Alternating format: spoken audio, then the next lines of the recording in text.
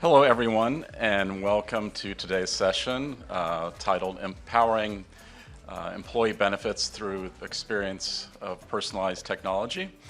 My name is Paul Jelinek. I'm a VP of Product Management here at TriNet. I'm responsible for our health and welfare benefits offerings. Joining me today is Guy Benjamin, founder and CEO of Healthee. He will be our main speaker, but before I turn it over to him, I just wanted to give a little bit of background on how we got to know Guy and his team. So I personally have been in the benefits industry for about 20 years. I worked for a lot of varying companies within the HCM space. And one of the things that I've noticed over the years is that the average employee does not understand benefits. I see a lot of head nodding, so that's good.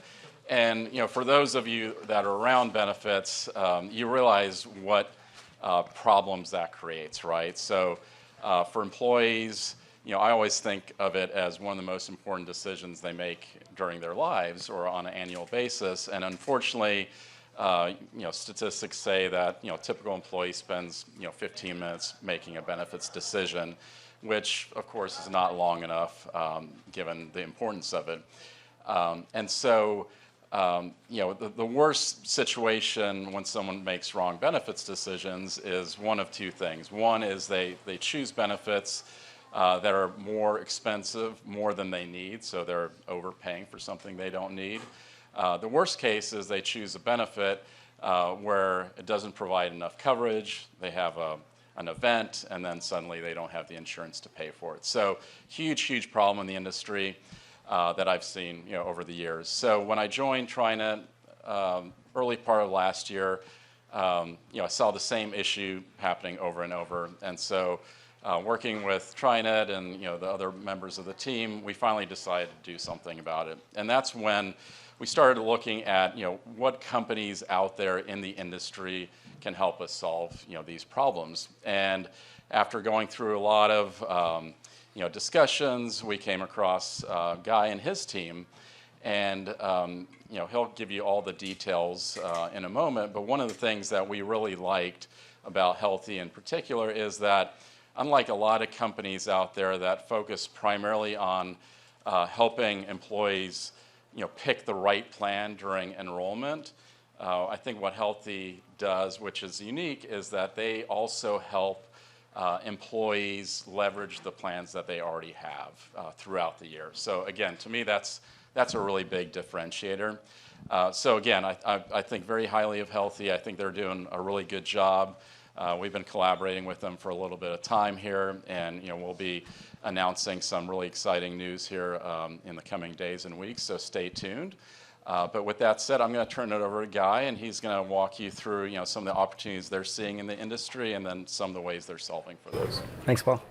Hey, everybody.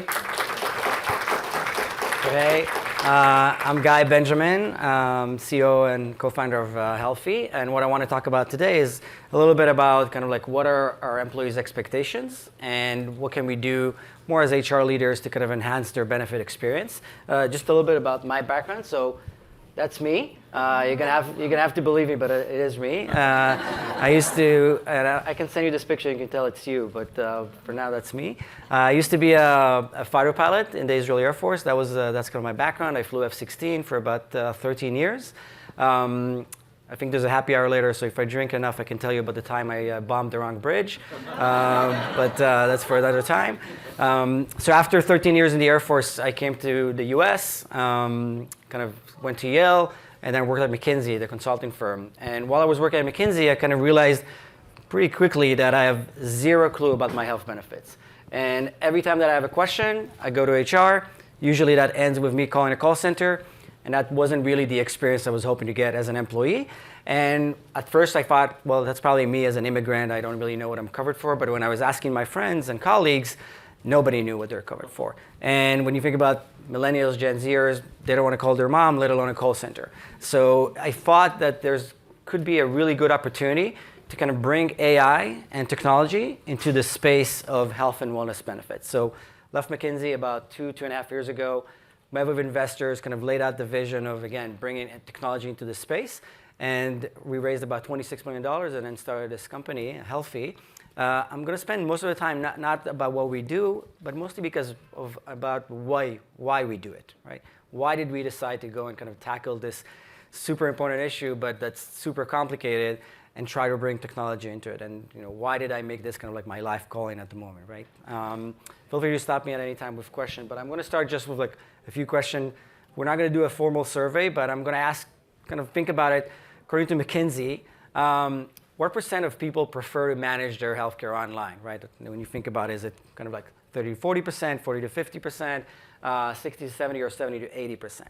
I think the answer could, for me, it's pretty obvious, right? But the answer is 70 to 80%. So most people do prefer to manage their health benefits online.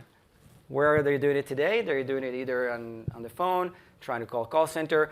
I actually talked to a few employers that they still do handouts where they send like letters to someone's house and they have to choose which benefit to choose from and send it back, which for me sounds like 1980, but that is the reality. But that's what our employees are expecting. That's what we expect. We want to be online. We want the Amazon-like experience, the Uber-like experience. Next question. What percentage of employees would regularly use an app to access their health benefits information, right? Again, is it 40%? Is it close to half, 63%, or even close to 80%? So think about it for a second. Again, for me, the answer is pretty obvious, right? It's almost 80%. 80% of our employees expect to manage and access their benefits online and on their fingertips, right where they are. And think about your experience with health benefits. Think about if there's any HRs here, what the experience that you're providing to your employees, and does it meet their expectation? And then last question is, what would you look most likely to achieve or with an optimized benefit experience, right? Do you want to have higher employee retention, lower healthcare overhead, reduction in HR burden, higher benefit engagement, or all of the above, right? So again, pretty obvious. It's all of the above, right? We want to get an optimized benefit experience for our employees. We want to give them the best experience that we can give them. Think about, and my VP people is right here, and things that she talks to me all the time about is how do we make the experience of the employees amazing? How do we wow them every day? Not just on day one, every day. And we try to do it, but then they meet their health benefits and they're the opposite of wowed. So when you think about people leaders, they're kind of tackled with a lot of different tasks throughout the day. These are just some of them, right? They need to contain healthcare, right? The CFO keeps talking to, I keep talking to my VP people of like, hey, what about our healthcare costs? Let's reduce it. Why is it so high? Why is it going up year over year by 30, 40%? They're asked to answer employees' questions. And again, none of us here is a healthcare expert, right? Let alone HR leaders. They're not healthcare experts, but they're tackled to do that. They need to provide plan guidance. And it's funny, I just had a call the other day with an HR leader, and I asked them, how do you help your employees pick a plan during open enrollment? And I'm not lying, this is what they said. He said, well, I just tell them what I picked. And that's it. And that's not how it should be, right? But there's a lot of things that HR leaders are tackled to do, and this is just part of it on healthcare, but it's among all the other critical duties that they have, right, that you may have on your plate. People strategy, experience, a lot of other stuff that do not have to do with health benefits. Now, what are the biggest challenges that we see for HR leaders today or HR-facing companies today? The number one that we're seeing is obviously rising healthcare costs. Again, I was talking to one of our customers the other day, or I think it was 2 days ago. This is a company with about 330 employees in Connecticut. They've seen a 40% year-over-year increase in their premiums. 40%. Think about as the HR leader that needs to go to the CFO or the CEO and kind of explain why last year we were spending this much and this year we're going to spend 40% more. Now, the rising healthcare cost is not just a burden on us as employers. It's on us as employees, right? This is from the last 10 years. You can see the deductibles have more than doubled in the last 10 years. Family premiums, 76% increase in the last 10 years, and you can see the trend, right? You don't have to be a statistician to know the trend that it just keeps increasing, right? And you can see the wages increasement 43%. So the burden, and we'll talk about it in a minute, the burden of healthcare is not just on employers, it's on our employees. They think about it. It's part of their life every day. And the second thing is frustration. There's a lot of frustration for employees around their health benefits, right? So 45% of our employees, they feel like they're financially burdened by healthcare, by health insurance. 60% of them are not really utilizing their benefits because they're not sure how much it's going to cost them. Think about an employee that needs to do an MRI, and about 10% of the population every year needs to get an MRI. Think about what they're thinking. Well, I come from a country where you don't need to think about it because it's socialized healthcare. The first thing they think about is how much is it going to cost me, right? Am I going to need to spend now thousands of dollars on MRI? Pregnancy. First thing people think about sometimes is, okay, what are going to be the bills if I'm going to go to the hospital for a pregnancy? And 60% of them will not use their benefits because of that, which is crazy. Think about, again, how much money we spend as employers on our benefits for our employees, and many of them do not even use it. And then last one is 63% of them consider leaving their workplace because of the price of health insurance. It's that much of a burden. Now, employees are looking for a better, less costly benefit experience, and they want to meet them where they are. And where are they? They're on their phone, but not on their phone calling.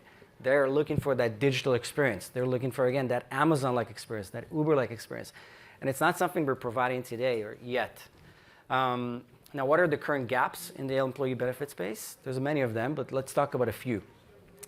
First one is underwhelming apps, right? So a really poor platform, we kind of send them to either the carrier website, which is okay, but not great. We either send them to multiple sources. This kind of like what I call single use case apps.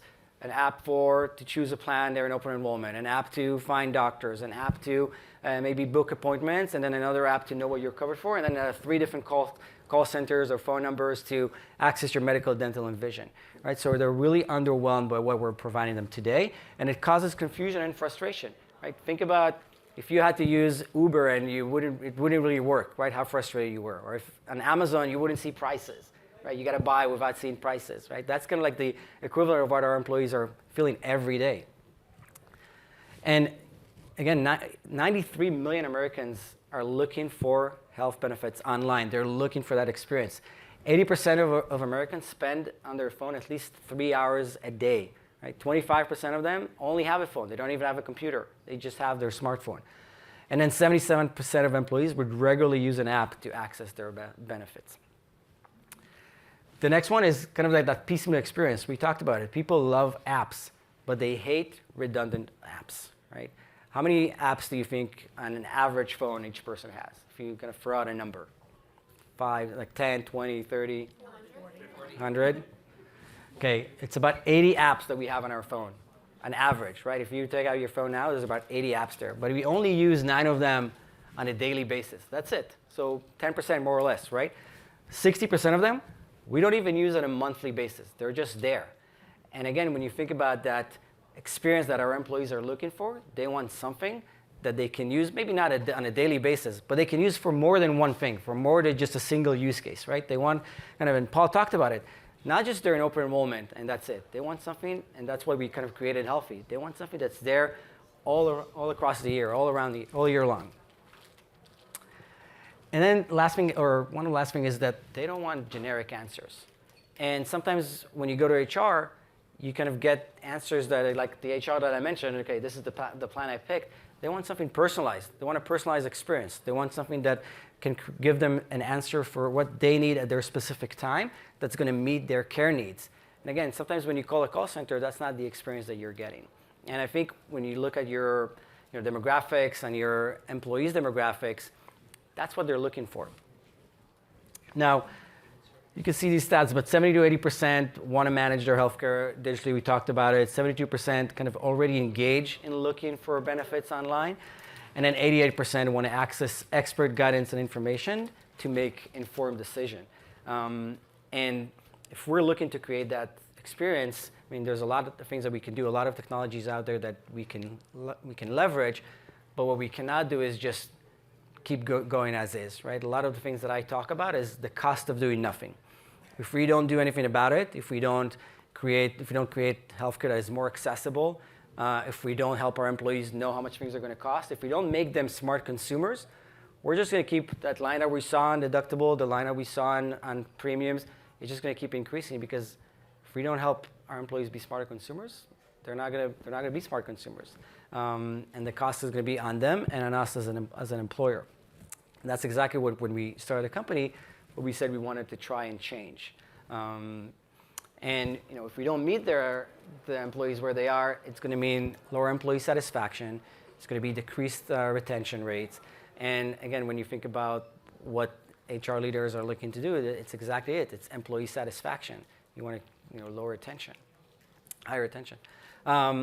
Now, what I mentioned so far is kind of like what employees are looking for, what's the expectations, where they are.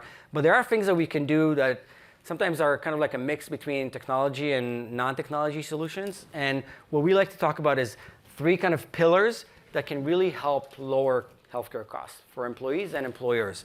And it's kind of like on 3 pillars of cost transparency, behavior steering, and accessibility. And each one of them is probably a whole, we can talk for a while on each one of them, but I just want to touch on each one just to kind of talk about what can we do as employers to help our employees lower their costs, which in return will lower our costs as employers. Right? So the first one is cost transparency, which seems like when we talk about healthcare, there's nothing transparent there. It's mostly the opposite, right? So, but I think there are ways to create cost transparency when you talk about healthcare. The first one is what Paul mentioned, when you pick a plan. So when you pick a plan, not only mention to employee, this is what's going to come out of your paycheck every other week, but talk to them, what does it mean if you're going to go to the hospital? What is it going to cost you? If you're going to have a baby next year, what is it going to cost you? Make sure they understand for each plan that they look at, not only the cost for them, but the cost that could be if they need to go to the hospital, if they need to see a doctor. That's the main one, and we don't do that enough. So one thing that we can do is just educate employees on each plan, what does it actually mean? The second one is in versus out-of-network usage.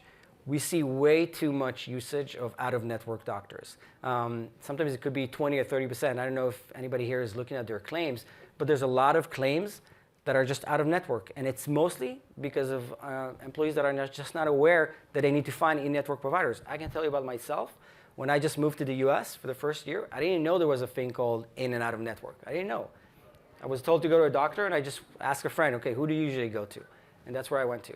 And again, I'm a kind of an example of somebody who migrated to this country, but I can promise you that there are, you have employees that are, the 26-year-old where it just came out of their parents' plan, who never heard the word deductible or in-network, and they have no clue. So helping them understand what does it mean in and out of network, what do those terms mean, and kind of steering them towards that in-network can save a lot of money to you as employers and to the employees. The third one is kind of a procedure cost.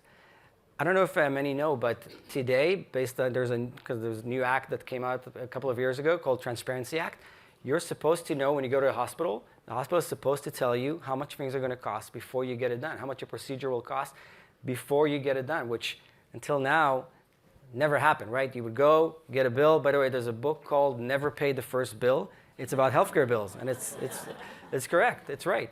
But helping them understand there's procedure cost, and they can find out. They can find about it. They can ask the hospital, okay, how much is it going to cost me? What are the costs associated with this? And then even if they need to, they can compare notes and compare kind of prices between hospitals.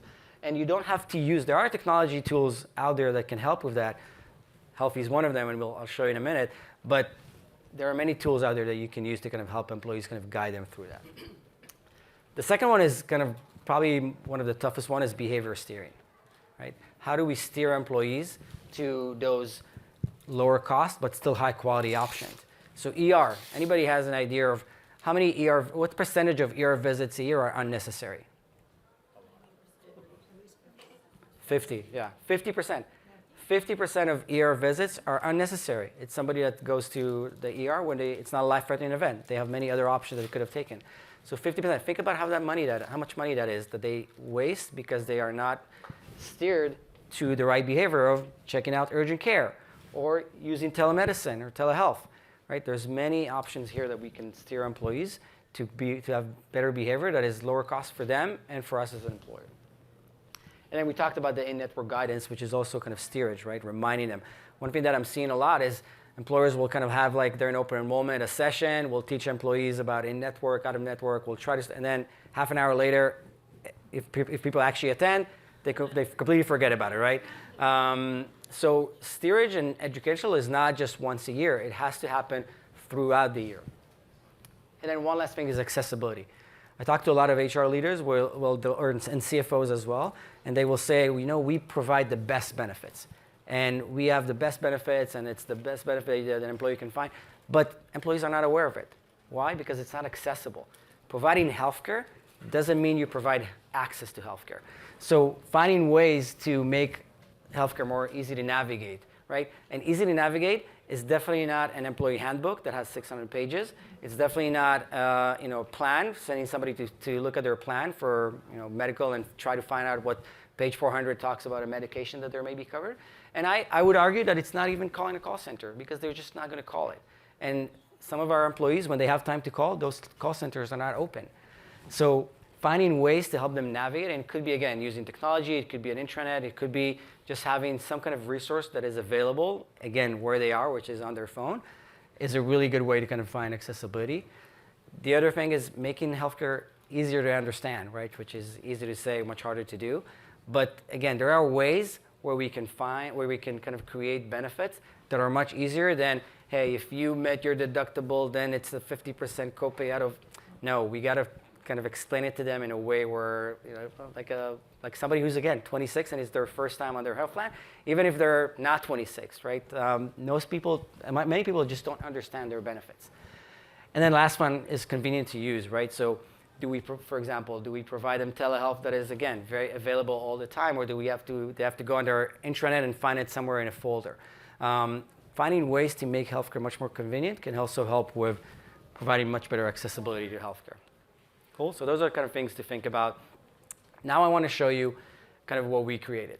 So we created Healthee, and it really empowers employees to make the best choices possible.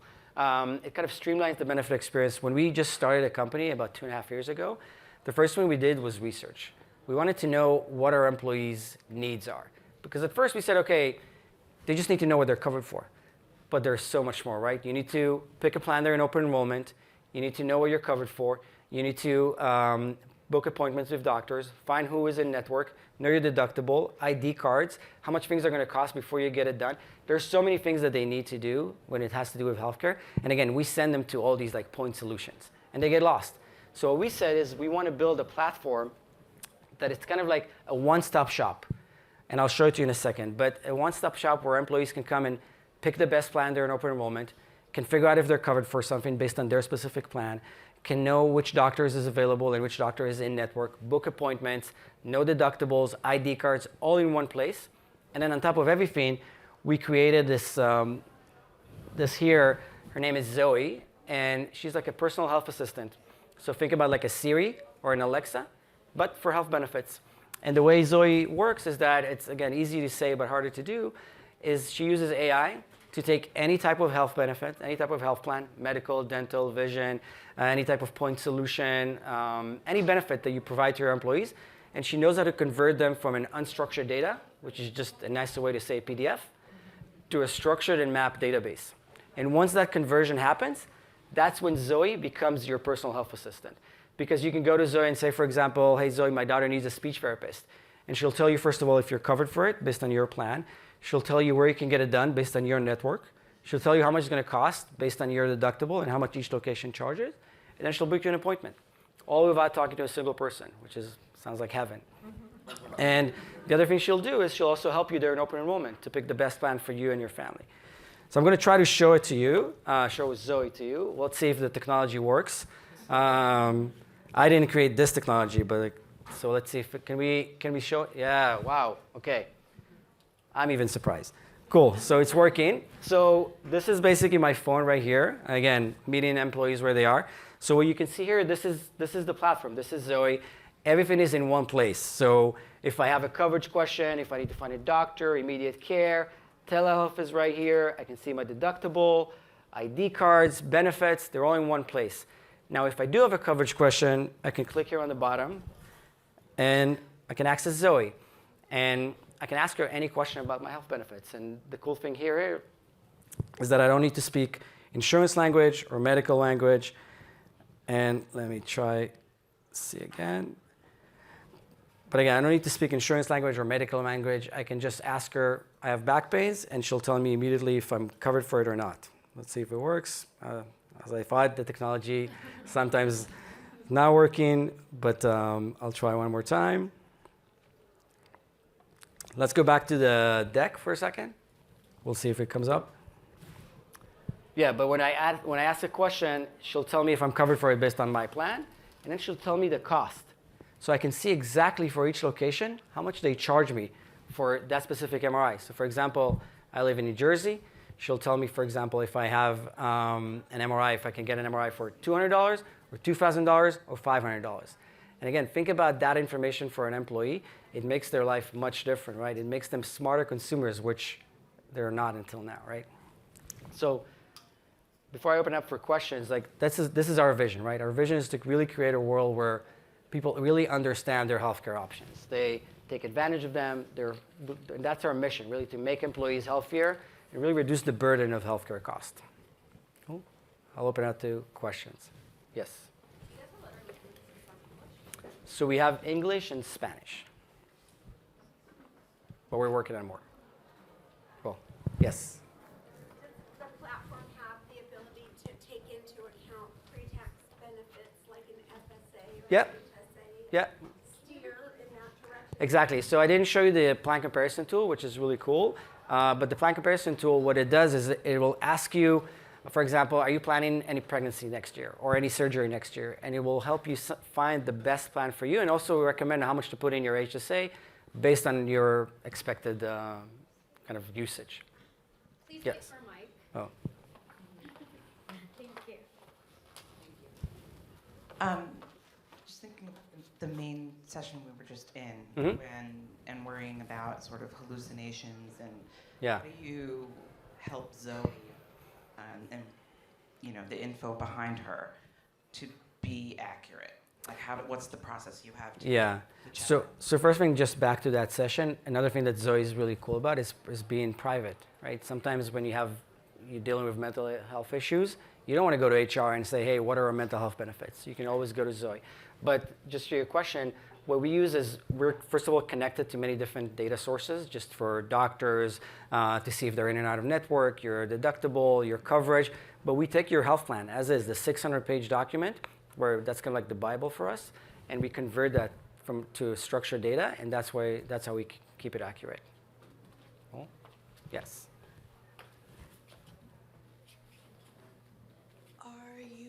Is your technology accessible to non-TriNet customers? And then are you a brokerage firm to allow for plans for other individuals that don't have or are not TriNet customers?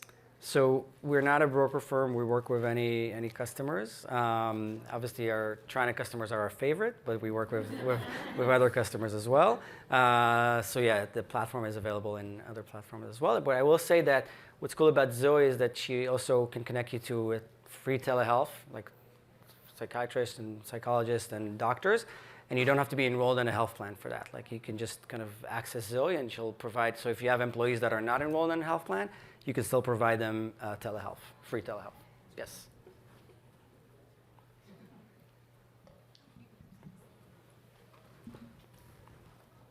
Thanks so much for this. Kind of similar to the question previously, are you connected with the carrier websites just because the plans generally change once a year, but the providers, who's in network, who's out of network, those can be changing Daily.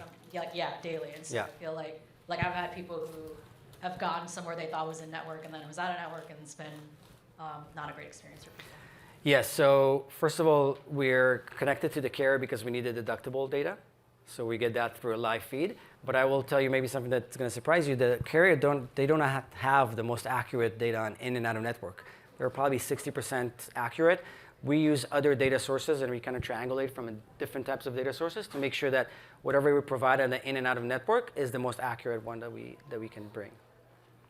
Cool? Yes.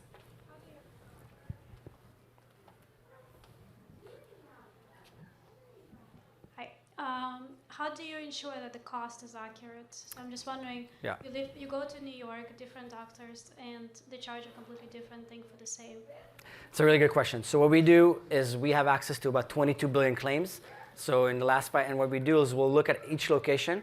So let's say, for example, you want to get an MRI and you want to get it somewhere in New York. So we'll look at that location and we'll see what did they charge for somebody on the same insurance as yours in the last 5 years for an MRI. And we'll tell you on average, this is what they charge. But if you go 2 blocks south, you can get the same MRI for a fraction of the cost based on what they actually charge. So it means like we're not just going based on what they're telling you they're going to charge. We're actually looking at what they charged in the last 5 years, which makes it very, very accurate. Cool? Yes? How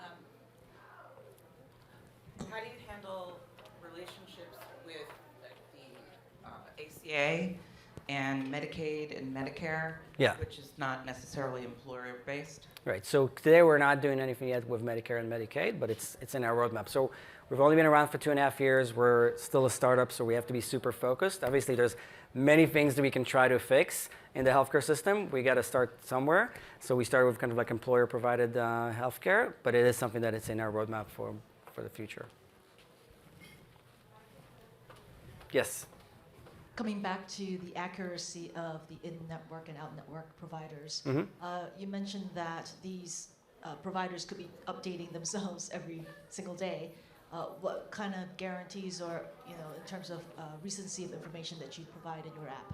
Yeah, so because we use multiple data sources and third parties, that will make it as accurate as it can be. Like we've yet to had any issues with a doctor that was mentioned as in-network and was eventually out.